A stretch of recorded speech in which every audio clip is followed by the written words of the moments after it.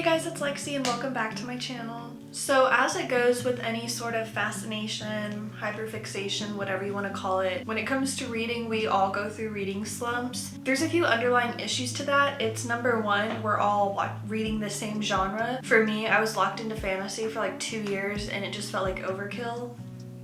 So I eventually kind of forced myself to start reading different things, and that's when I fell back in love with reading. When you watch a lot of social media and reviews, you kind of tend to notice it's the same books being pushed over and over again. And there's nothing wrong with that because a lot of those books are amazing, but they have just too many similarities that it doesn't really feel like you're learning anything new. You're not seeing anything new. So that's when you kind of have to strap up your boots and go explore genres and other books yourself. I wanted to give a shout out to 10 books that helped me get out of a reading slump. I think about half of them are kind of fantasy, but they're very different from what you would expect. I'm gonna reference this book a lot, but when someone says the word Crescent City from Sarah J. Maas, it's a fantasy book. The first 10 chapters are so hard to digest. There's just so much going on and not a lot of world building or plot whatever. When I read books like that with just a lot of information being thrown at you, it kind of turns you away from wanting to pick up more heavy books like that, more big fantasy books, which is like a whole rabbit hole.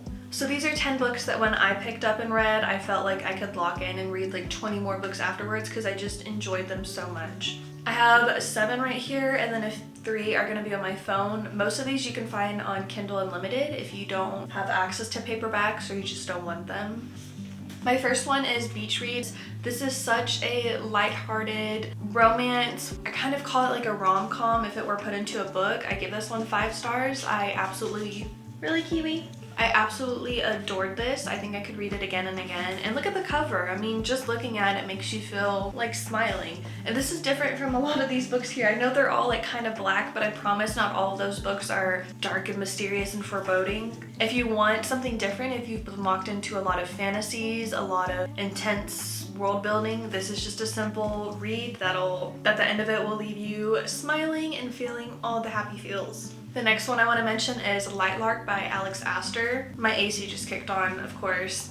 This is going to be getting turned into a movie, I believe. Movies that are based off of fantasy books, it's important to read the book first. My thought process when it came to reading this one was I wasn't so sure I wanted to pick it up because it kind of felt like a off-brand Hunger Game dystopian combination. It's not. It's very different in my opinion. It's a very light-hearted, easy fantasy read. There's not a whole lot that you have to remember, and you're not going back and forth to look at who that is or where that place is. So if you want to get into sort of world-building fantasy books, this is a great one to start with. I mean, the cover's just so cute, so it's also another win-win. The next one I want to mention is on my phone. It's Assistant to the Villain by Hannah Nicole. This one is a duology. It has a second one as well, which is Apprentice to the Villain, and it's already out. While this is sort of a fantasy read, it's not, because it's really just based on this character who's the assistant to the villain, and it's different because your main character is not the hero. She's like your anti-hero, but in a good way. You're still rooting for her. There's a kind of slow burn romance, but it's not even a very heavy romance book. There's like a hug. It's more so focused on the villainous aspects. It's very funny in my opinion. If you've been reading a lot of dark books and you want another book to kind of spice it up, make you smile, make you laugh, this is definitely one. And the merch that's with this book duology series is so cute. It's another good reason to pick it up. So on the back end of that is One Dark Window, and this is a duology. I have the second one as well. This one is kind of dark, but it's so beautifully written. I adored this book. It's not heavy on world building. You pick up what's happening really fast. There's a very slow burn romance, but it's very intense. Like the heat is there, so it could be like 5 chapters where they don't say anything, but the eyes just are enough to keep you going. I think this is so different from any fantasy I've ever read because your sort of hero's perspective is also at a certain point not very heroish, not very heroine-y. I don't know how to word it. If you read it, you'll understand what I'm saying because I don't want to spoil anything, but it's such an easy read. It has pretty much every element you can think of: mystery, thriller, romance. Maybe not exactly comedy, but not every book needs that. I kind of hope this is one book they don't turn into a movie or whatever, because I feel like it would just ruin it. This, like, being in the perspective of all the characters' minds as they're going through things is really important in this, and that's all I'll say. The next one I want to mention that I read on my Kindle is The Housemaid by Frida McFadden. So this one is being turned into a movie, like as I speak, and I think it's one of those things, like as I said, it's important to read the book before the movie. This is the book that got me interested in thrillers, in mysteries, Frida McFadden. It is a very fast page turner. I know I read this all in one sitting. You have to know what happens next.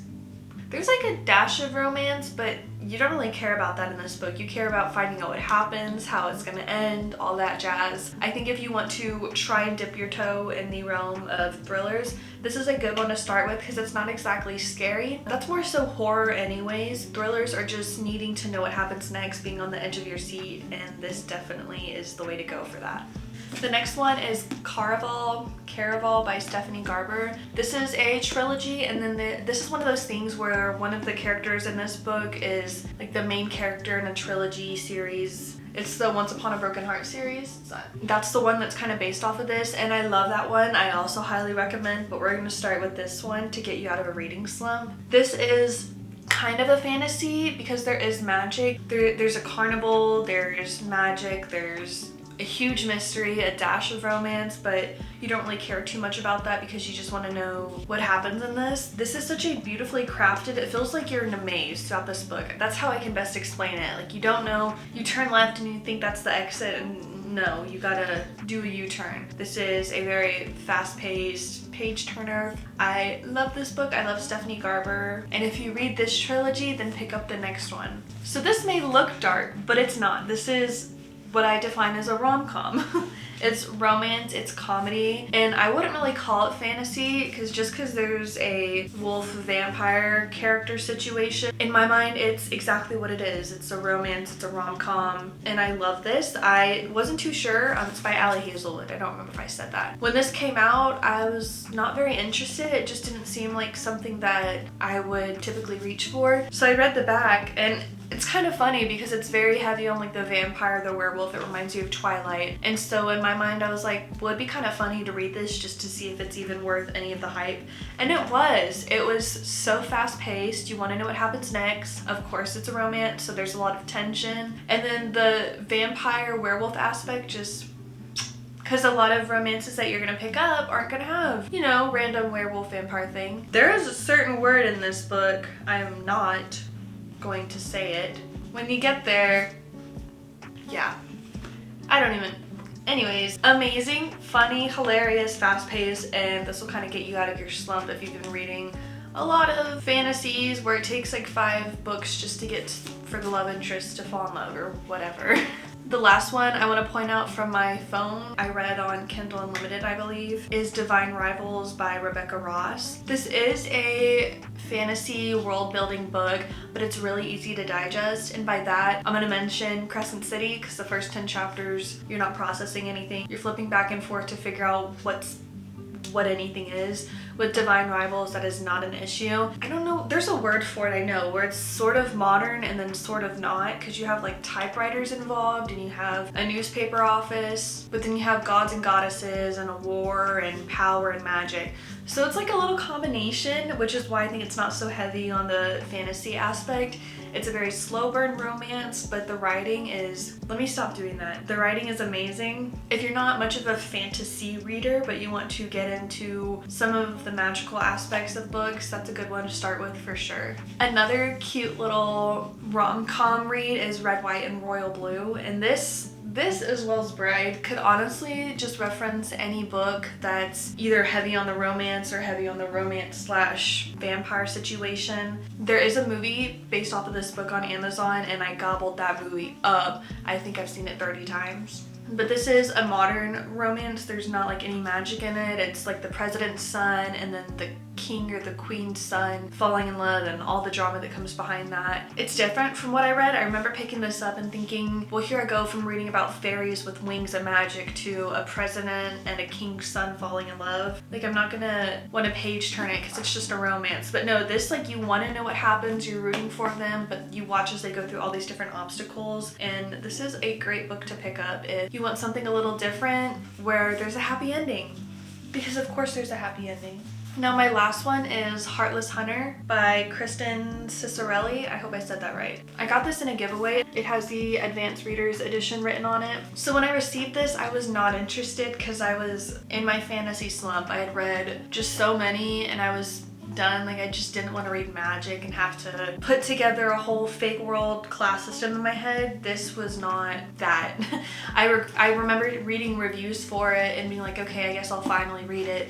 And I don't know why I never picked it up, because if I had picked it up 6 months ago, I would have loved it. I would not have been burnt out. The world building is super easy. You're rooting for the characters to fall in love. There's a lot of action, fighting. It kind of hits every single note: mystery, thriller, romance, fantasy.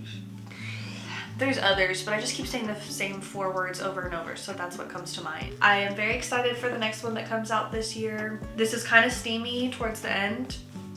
I think if you were to try and get into the whole world building books, start out with this one before you go to like One Dark Window or whatever, my little collection. So those are the 10 books that helped me get out of my reading slump. And honestly, at the end of the day, it's to each their own. Some people have preferences. Some people will never touch a thriller, a mystery, a horror. Some people will never touch a romance rom-com. That used to be me though. I used to say I would never pick up a romance book. I kind of made fun of them in my mind, but now here I am, like, buying them left and right. So you never really know until you try it. Honestly, reading should be for enjoyment, for entertainment. It shouldn't be something that you feel like you have to do, like a chore. You shouldn't have to feel like you pick up a book and it's such a burden to read, which is why DNF, do not finish, is a thing, and it's totally valid. If you're not enjoying reading it, put it up and try something new. It's the same thing with TV shows. When someone doesn't like a TV show, they don't force themselves to watch the rest of it. They try something new. So that's all I have to say on that matter, but thank you guys so much for sticking around to the end of this video. I hope you enjoyed it, and I'll see you next time.